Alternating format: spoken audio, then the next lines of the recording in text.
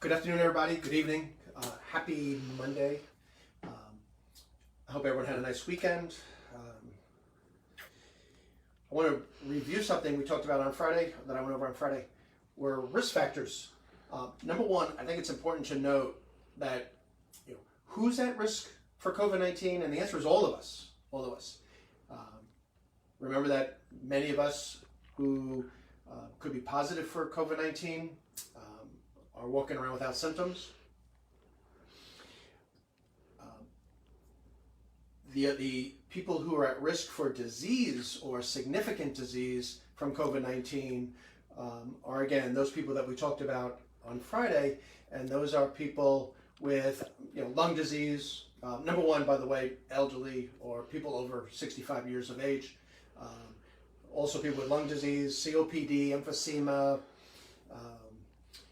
people with asthma, moderate to severe asthma, smokers for a couple of reasons, people who are overweight or obese. Obesity has been shown to be a significant risk factor for chronic inflammation to the body, and we believe that has something to do with how badly COVID-19 affects somebody because of their pre-inflammatory state prior to getting the virus. People with heart disease, moderate to severe heart disease. People with people who are being treated for cancer, who are immunosuppressed.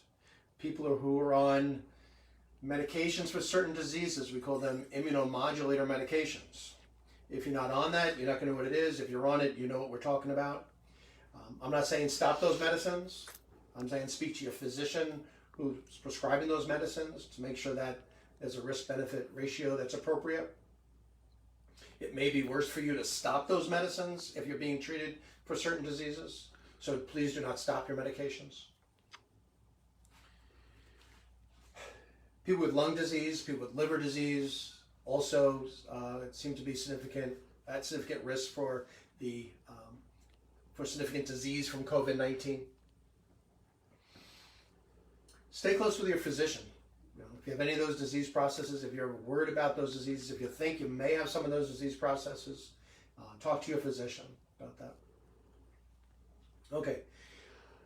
What we've been seeing more and more of in our practice, and my understanding is in many practices, is that the longer we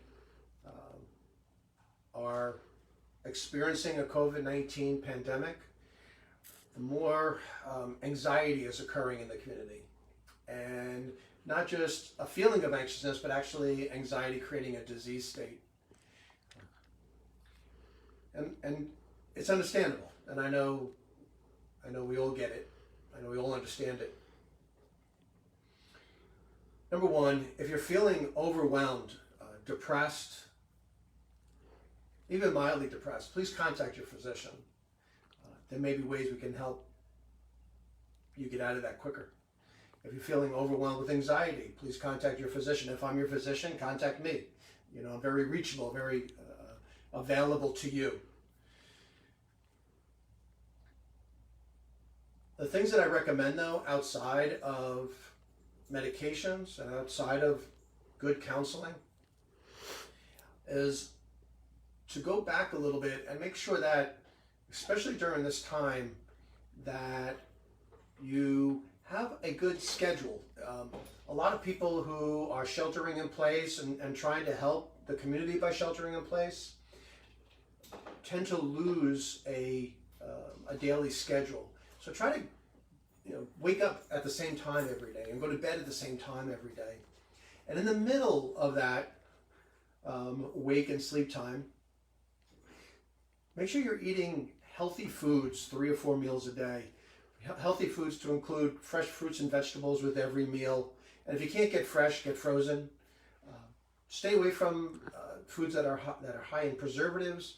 Stay away from foods that are from takeout and fast foods in general.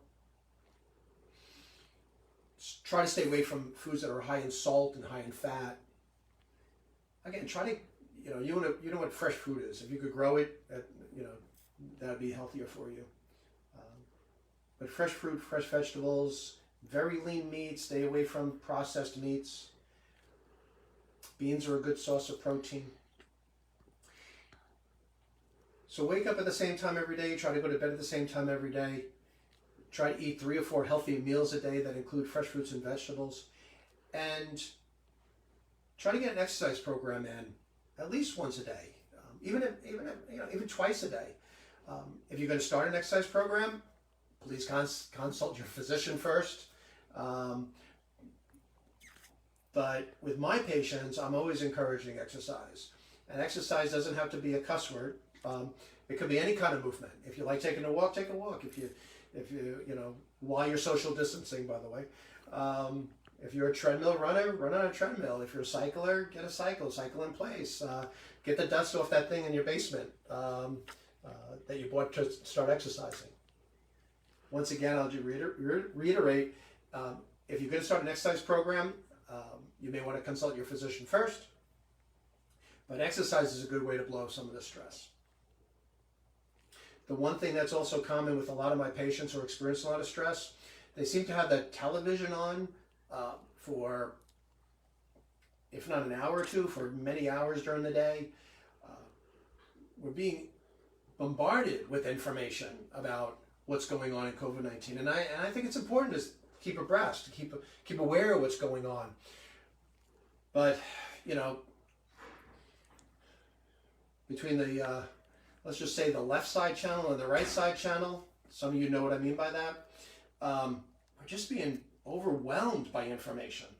Try to pick a time, 30 minutes, watch television, watch the news for 30 minutes a day, and then try to turn it off. Try to do simple things. Plant a garden. If you have no room to plant a garden, plant flowers in a flower pot. Plant vegetables, even better. Read a book.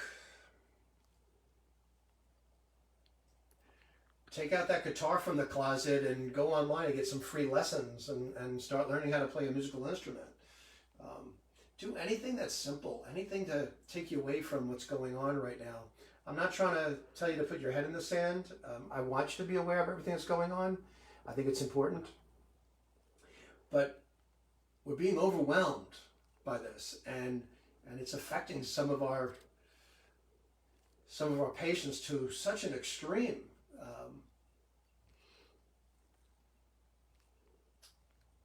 COVID-19 is a pandemic, and its treatment, its prevention is to stay away from people, and that's affecting us. Anything you can do to live a scheduled, healthy lifestyle, the better.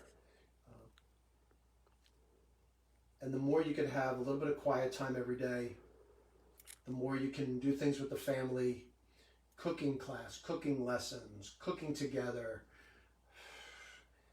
music class, music lessons, reading books together, gardening, planting a garden, anything. Try to keep things a little bit more simple, and we'll get through this.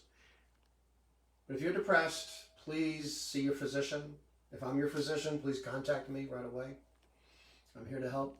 If you're going to start an exercise program, again, please contact your physician prior to starting an exercise program. But I encourage everybody to do some exercise every day. It's tough, and we're going to get through this. I'm going to get through this together by staying apart. Thank you, everybody. Happy Monday. I'll see you tomorrow.